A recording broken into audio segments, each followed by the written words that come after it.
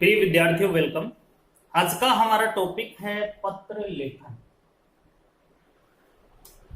लेखन यानी लिखना और पत्र का मतलब पत्र लिखना। वैसे वर्तमान समय में ये जो मोबाइल क्रांति है, इससे पत्र लेखन के ऊपर थोड़ा प्रभाव पड़ा है, लेकिन आज भी एक विभाग से दूसरे विभाग में पत्र का जो क्रम है पहले की तरह ही चलता आ रहा है। तो आज हम बात करेंगे कि पत्र की परिभाषा अनेक विद्वानों के द्वारा क्या क्या बताई गई है, उसके साथ पत्र के क्या भाग होते हैं, पत्र के कितने प्रकार होते हैं, उन सब बातों के ऊपर हम चर्चा करेंगे। प्रेषक किसे कहेंगे, प्रेषित से आपका क्या अभिप्राय है, और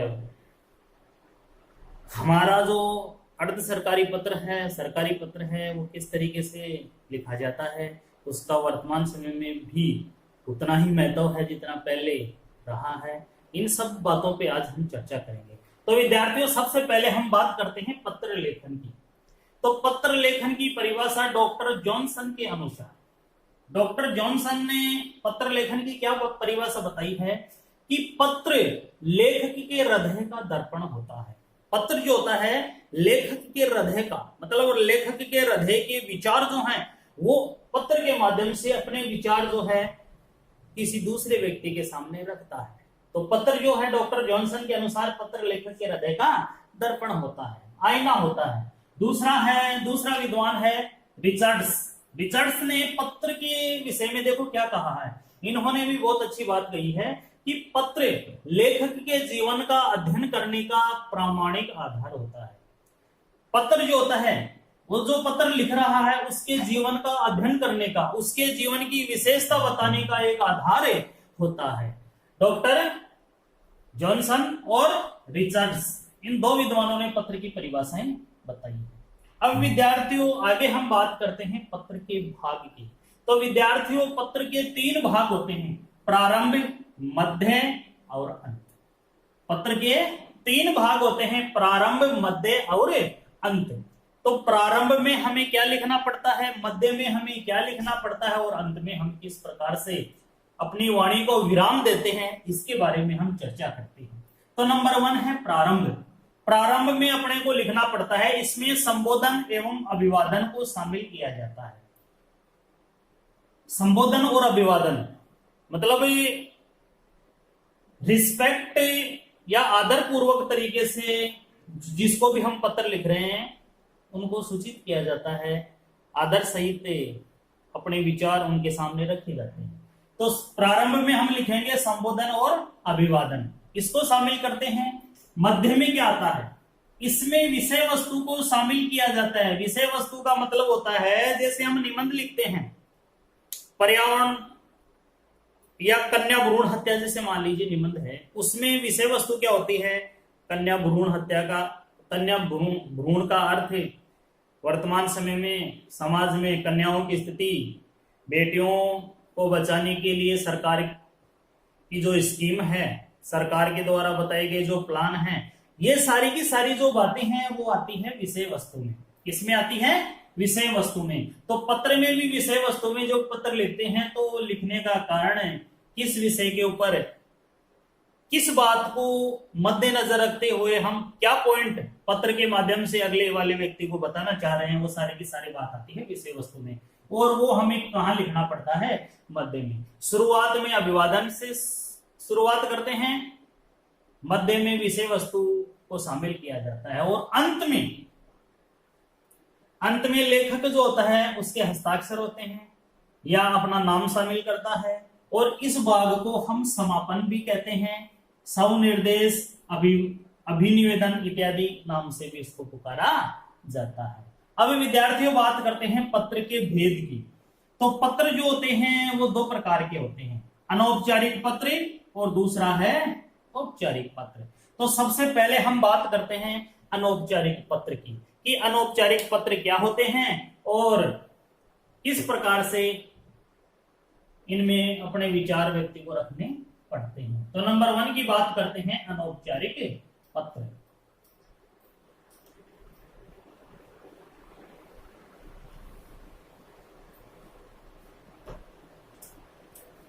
पत्र के प्रकारों में पहला है अनौपचारिक।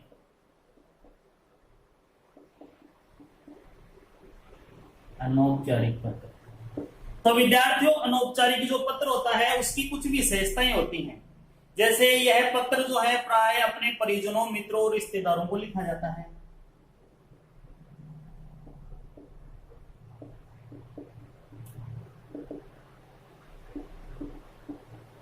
अपने परिजनों,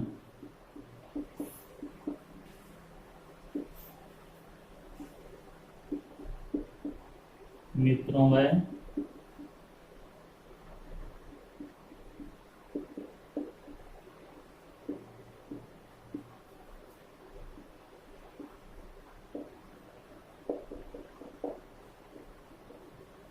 तो विद्यार्थियों, अनौपचारिक जो पत्र लिखते हैं, पत्र हमने देखा दो प्रकार का होता है, अनौपचारिक पत्र और औपचारिक पत्र। अनौपचारिक पत्र की सबसे बड़ी और महान विशेषता क्या है कि यह पत्र जो होते हैं अपने परिजनों को, मित्रों को या रिश्तेदारों को लिखा जाता है। जैसे एक पिता अपने बेटे को पत्र लिख रहा है, या एक बेटा अपने पिता को, अपनी बहन को, अपने भाई को, अपने मित्र को या अपने रिश्तेदार को किसी को पत्र लिखता है, तो वो पत्र का अनौपचारिक भाग होता है। दूसरे नंबर पे आता है कि इन पत्रों में व्यक्तिगत सुख दुख का ब्यौरा भी लिखा जा सकता है।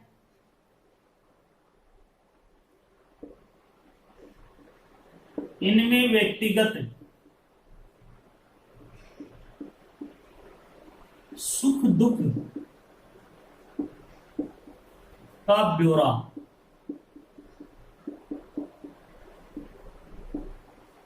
लिखा जाता है। अनौपचारिक पत्र की दूसरी विशेषता है कि जैसा कि हमें पता है कि पत्र जो है हम अपने परिजनों को, मित्रों को, रिश्तेदारों को लिखते हैं, और परिजन, परिवार के सदस्य, मित्र और रिश्तेदारों को हम अपने व्यक्तिगत पर्सनल लाइफ, उसके सुख दुख की बातें भी अपने उस पत्र में हम ऐड कर सकते हैं, शामिल कर सकते हैं। तो इसमें व्यक्तिगत सुख दुखों का ब्यौरा भी लिखा जाता है। तीसरे नंबर की बात करें कि इन पत्रों को व्यक्तिगत पत्र भी कहा जाता है। इनको व्यक्तिगत पत्र के नाम से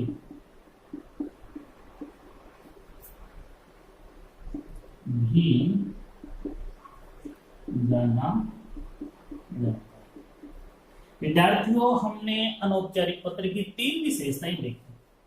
अनौपचारिक, जैसे ही हमें पता है कि पत्र 2 प्रकार के होते हैं, अनौपचारिक पत्र और औपचारिक पत्र। अनौपचारिक पत्र की 3 विशेषताएं हमने देखी। एक तो क्या कि अनौपचारिक जो पत्र होते हैं, यह पत्र प्राय अपने रिश्तेदारों, मित्रों व रिश्तेदारों को लिखा जाता है। नंबर 1 विशेषता है कि अनौपचारिक पत्र जो होता है परिजनों को, मित्रों को, रिश्तेदारों को लिखा जाता है। नंबर 2 की बात हम करें कि इसमें व्यक्तिगत सुख दुख का वर्णन लिखा जाता है, ब्यौरा लिखा जाता है। यह व्यक्तिगत सुख दुख की बातें भी हम एक दूसरे के साथ शेयर कर सकते हैं, बता सकते हैं। तीसरे नंबर की विशेषता है, और इस अनौपचारिक जो पत्र है उसको व्यक्तिगत पत्र के नाम से भी हम जानते हैं। नंबर दूसरा जो पत्र है वह है औपचारिक पत्र। औपचारिक पत्र की अभी विशेषता देखते हैं।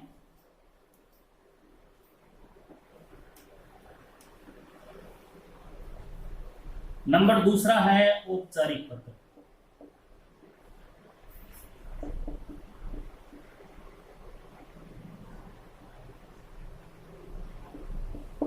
अब अनौपचारिक में व्यक्तिगत सुख दुख, परिवार के, रिश्तेदार के और मित्रों के मध्य में वार्तालाप का होना। औपचारिक पत्र जो होते हैं उसमें क्या क्या बातों का ध्यान रखना पड़ता है। एक तो क्या होता है कि इन पत्रों में व्यक्तिगत सुख दुख की बातें नहीं लिखी जाती है। इन पत्रों में व्यक्तिगत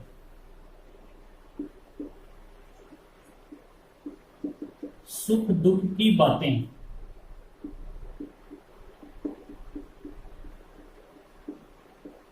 नहीं लिखी।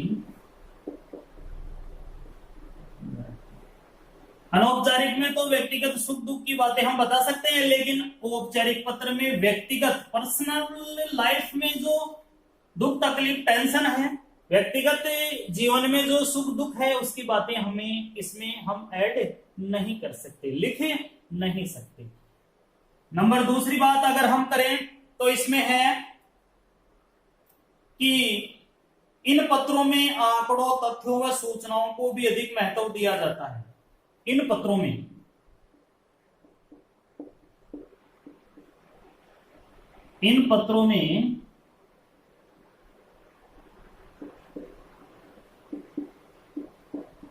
आंकड़ों, तथ्यों व सूचनाओं को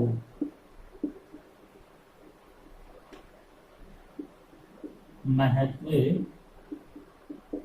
दिया जाता है।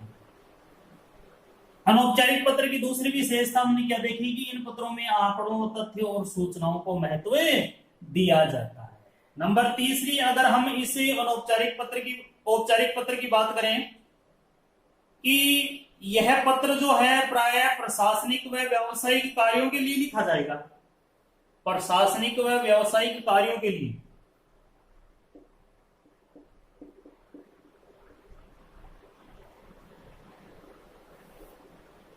ये पत्र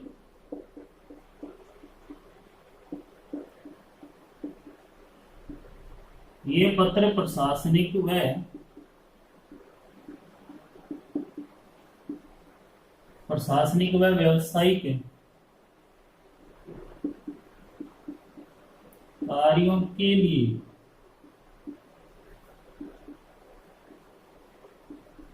लिखे जाते हैं। तीसरी हमने क्या विशेषता देखी कि ये पत्र जो है वो प्रशासनिक और व्यावसायिक कार्यों के लिए लिखे जाते हैं। तीसरी विशेषता हमने ये देखा। और आगे हम देखते हैं कि इस श्रेणी में निम्नलिखित पत्रों को हम शामिल कर सकते हैं, जैसे आवेदन पत्र,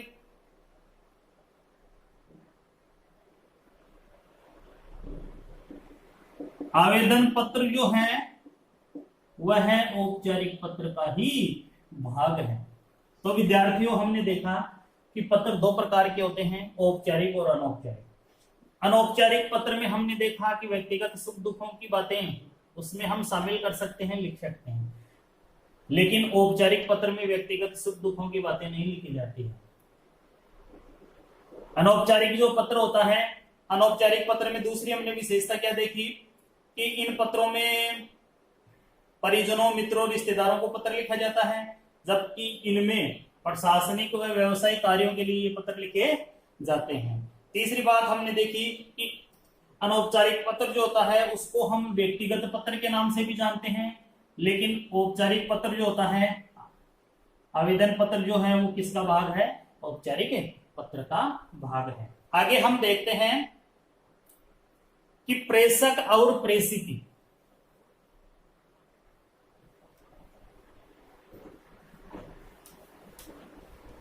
प्रेषक क्या होता है और प्रेषिती क्या होता है? प्रेषक नंबर 1 है प्रेषक। पत्र भेजने वाली संस्था का नाम या पत्र भेजने वाले का नाम इसके अंदर ऐड होगा।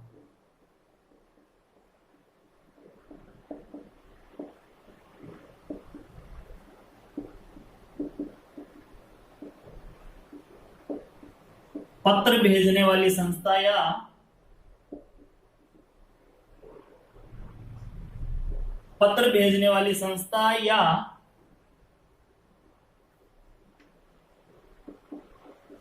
व्यक्ति का नाम इसमें शामिल किया जाता है। दूसरे शब्दों में हम ये भी कह सकते हैं कि जो पत्र भेजता है उसका नाम, उसका एड्रेस, उसका पता जो है वो प्रेषक में लिखा जाएगा। पत्र भेजने वाली संस्था होगी या व्यक्ति का नाम जो है उसमें शामिल किया जाएगा, इसमें प्रेषक में। और प्रेषिती, जिस संस्था को पत्र भेजना होता है उस संस्था का नाम लिखा जाता है।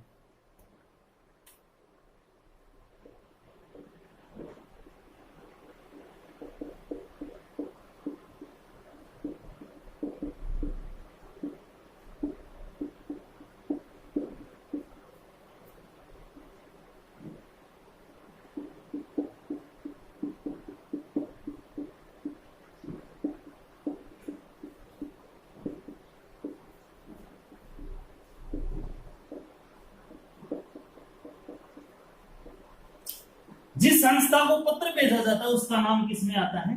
प्रेषित में। बिल्कुल सीधा सा और सरल सा तरीका याद करने का यह है कि पत्र भेजने वाले को प्रेषक में शामिल करते हैं और पत्र प्राप्त करने वाले को प्रेषित में। पत्र भेजने वाले को किसमें शामिल करेंगे?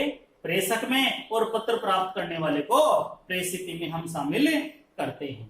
अब हम आगे बात करते हैं कार्यालय पत्र। आज हम कार्यालय पत्र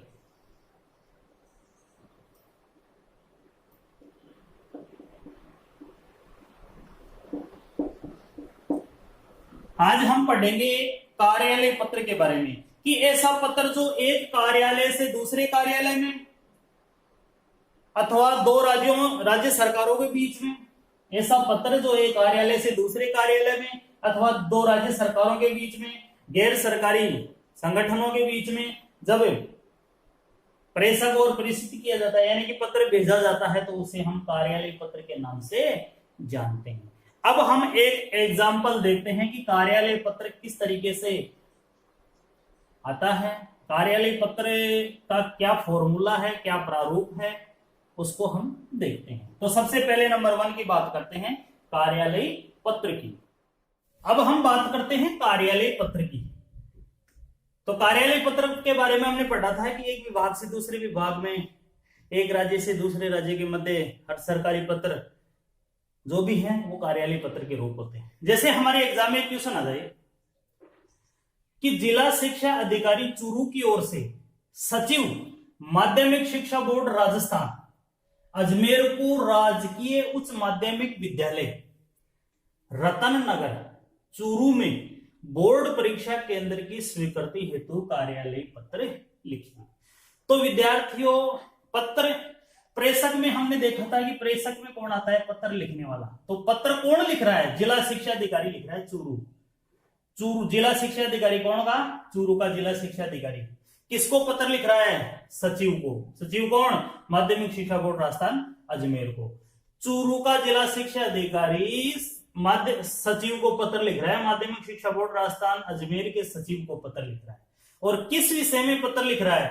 कि राजकीय उच्च माध्यमिक विद्यालय रतननगर है, उसमें रतननगर कहां पे है? चूरू में बोर्ड परीक्षा केंद्र स्वीकृति हेतु एक पत्र लिख रहा है। तो इस प्रकार का कोई भी क्वेश्चन आता है तो सबसे पहले अपने को आवश्यकता होती है पत्रांक की। या तो पत्रांक लिख दें या फिर पत्र क्रमांक, इन दोनों में से विकल्प चिन्ह है, इन दोनों में से एक लिखना है। या तो हम लिख देंगे पत्रांक लिख करके डैश कर देंगे, अगर पत्रांक नहीं लिखते हैं तो पत्र क्रमांक लिख करके डैश कर देंगे। कई पासबुक वगैरह डैश वर्क जो भी है उसमें पत्रांक का सही तरीका या सरल विधि नहीं दे रखी है। आज हम एक पत्रांक या पत्र क्रमांक की एक सरल विधि देखते हैं। कोई भी संख्या यहां लिख देंगे, जैसे मैंने लिखी यहाँ पे 436। तो सबसे पहले हमें यह पता होना चाहिए कि पत्रांक में ये संख्या क्या होती है। विद्यार्थियों, कोई भी संस्था होती है उसका लेटर पेड होता है, उसमें जैसे स्कूल की या प्राइवेट जो भी सेक्टर है उसमें मान लीजिए कि अपने को एक रसीद दी जाती है संस्था के द्वारा, उसमें भी क्रमांक आता है, पत्र क्रमांक, यानी कि उस रसीद का क्रमांक आता है कि 436 नंबर की रसीद आपकी कटी है। तो ये तो वो संख्या है, मतलब लेटर पेड की क्रम संख्या है 436, यानी कि 435 पेज उपयोग में आ चुके हैं और 436वें पेज पे ये बात लिखी जा रही है। तो ये तो हो गई वो पत्र, ये 436 यानी कि क्रमांक संख्या। दूसरा है जिला शिक्षा अधिकारी, यानी कि प्रेषक जो है वो प्रेषित को भेजने, लिखने वाला जो है वो भेजने वाले को लिखता है। तो इसमें प्रेषक आएगा, कौन है? जिला शिक्षा अधिकारी। इसको हम संक्षेप में लिख देंगे जिला शिक्षा अधिकारी। जो प्रेषक होगा उसका ही पत्र क्रमांक यहां होगा, यानी कि पत्र क्रमांक, यानी कि पत्र भेज कौन रहा है? जिला शिक्षा अधिकारी।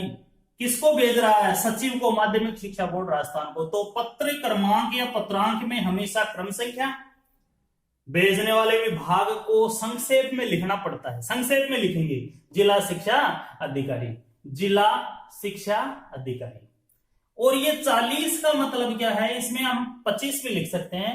इस संख्या का मतलब होता है कि इस विभाग के द्वारा जिला शिक्षा अधिकारी चूरू के द्वारा, हो सकता है कि ये जिला शिक्षा अधिकारी बदलते रहते हैं, तो इनके द्वारा इस विभाग को जो पत्र है वो कौन सी बार लिखा जा रहा है? अब की बार 40वीं बार। इससे पहले 39 बार तो लिख दिया। इसी मैटर पे नहीं, किसी भी समस्यात्मक किसी भी पहलू पे लिख सकते हैं, लेकिन इस संस्था द्वारा, इस जिला शिक्षा अधिकारी के द्वारा, चूरू के जिला शिक्षा अधिकारी के द्वारा पत्र जो है वो कितनी बार लिख दिया गया है? 39 बार। और अब की बार कौन सी बार जा रहा है? 40वीं बार लिखा जा रहा है। अब ये जिला शिक्षा, ये भी कोई जरूरी नहीं है कि उसी जिला शिक्षा अधिकारी के द्वारा लिखा गया है, हो सकता है कि उससे पहले वाले या 5-7 जो भी जिला शिक्षा अधिकारी हैं, या उससे भी ज्यादा संख्या में हो सकते हैं, जो भी जिला शिक्षा अधिकारी हैं उनके द्वारा सारे के सारे जो पत्र हैं वो 39 बार लिख दिए, और ये जो जिला शिक्षा अधिकारी है वो 40वीं बार पत्र लिख रहा है। तो विद्यार्थियों, जैसे हमारी जो बोर्ड होता है, हमारी जो कॉपी होती है, उस कॉपी में 2 लाइन सी होती है, उस लाइन में प्रश्न और उत्तर लिखा जाता है। उसमें अपने को ये प्रेषक परिस्थिति नहीं लिखना है। जहां तक हो सके बिल्कुल पूरे के पूरे पेज पे अपने को पत्र लिखना है। तो प्रेषक लिख देंगे। प्रेषक लिखने के बाद में प्रेषक कौन आएगा? जो पत्र लिख रहा है उसका एड्रेस उतार देंगे। जिला शिक्षा अधिकारी माध्यमिक प्रथम चूरू राजस्थान। उसके बाद में लिखेंगे परिस्थिति। पत्र लिख रहा है, लेकिन किसको लिख रहा है? सचिव को लिख रहा है। कौन है? माध्यमिक शिक्षा बोर्ड राजस्थान है, अजमेर का सचिव है। तो ये इसके द्वारा पत्र लिखा जा रहा है, इसको प्रेषक के द्वारा परिस्थिति को पत्र लिखा जा रहा है। जिला शिक्षा अधिकारी चूरू के द्वारा सचिव को पत्र लिखा जा रहा है, माध्यमिक शिक्षा बोर्ड राजस्थान अजमेर। ये लिख देंगे। बिल्कुल बिल्कुल लाइन में होना चाहिए, प्रेषक डैश बिल्कुल लाइन में। ऐसा लिखेंगे तो हमारा जो पत्र है वो बढ़िया और अच्छा और प्रभावी दिखेगा। तो प्रेषक में लिख देंगे सचिव माध्यमिक शिक्षा बोर्ड राजस्थान अजमेर, सचिव माध्यमिक शिक्षा बोर्ड राजस्थान अजमेर। उसके बाद में हम लिखते हैं, इधर लिख देंगे दिनांक। इसके बाद में हम लिखते हैं विषय। विषय में लिखेंगे राजकीय उच्च माध्यमिक विद्यालय रतन नगर चूरू में बोर्ड परीक्षा केंद्र खोलने की स्वीकृति के क्रम में। विषय बिल्कुल सामने है कि राजकीय उच्च माध्यमिक विद्यालय रतन नगर चूरू में बोर्ड परीक्षा केंद्र की स्वीकृति हेतु या खोलने की स्वीकृति हेतु स्वीकृति के क्रम में। अब है महोदय, उपयुक्त विषय में निवेदन है कि रतन नगर शहर में बोर्ड परीक्षा का एक ही केंद्र है। अब देखो प्रेषक जो है वो परिस्थिति के सामने कोई समस्या बता रहा है कि उपयुक्त विषय में निवेदन है कि रतन नगर शहर में बोर्ड परीक्षा का एक ही केंद्र है। परीक्षार्थियों की संख्या अधिक होने के कारण, केंद्र तो एक है और एग्जामिनर जो है, परीक्षार्थी जो है वो ज्यादा है, अधिक होने के कारण व्यवस्था करने में काफी परेशानी आती है।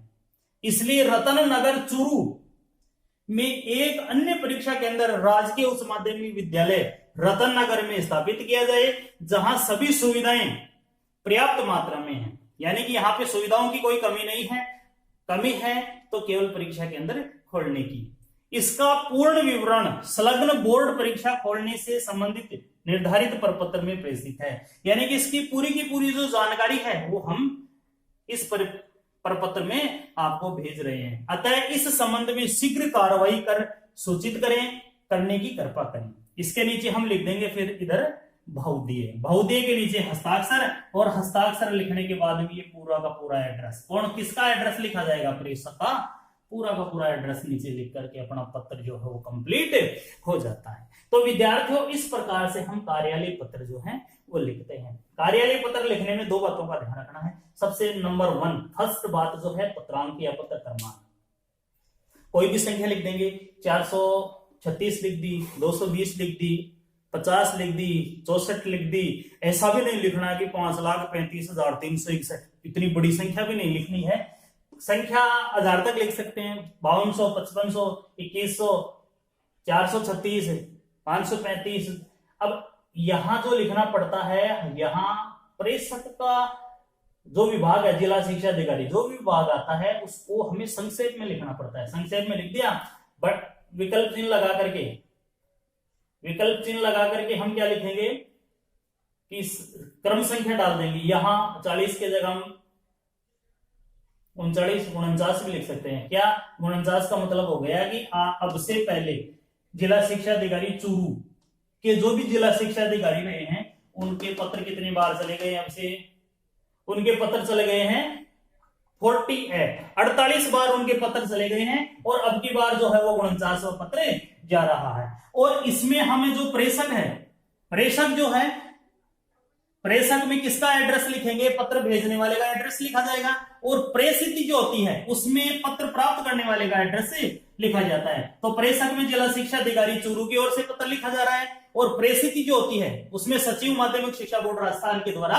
पत्र लिखा जा रहा है। और इसको बिल्कुल क्रम में लिखेंगे, इसके बाद में हम विषय लिखेंगे, इधर हम दिनांक लिखेंगे, और विषय वस्तु जो है वो मध्य में लिख करके नीचे हम बहुधीय लिख करके हस्ताक्षर लिख करके ये प्रेषक जो है उसका पूर्ण एड्रेस नीचे उतार देते हैं। तो विद्यार्थियों इस प्रकार से कार्यालय जो पत्र है वो लिखा जाता है। आज के लिए बस इतना ही।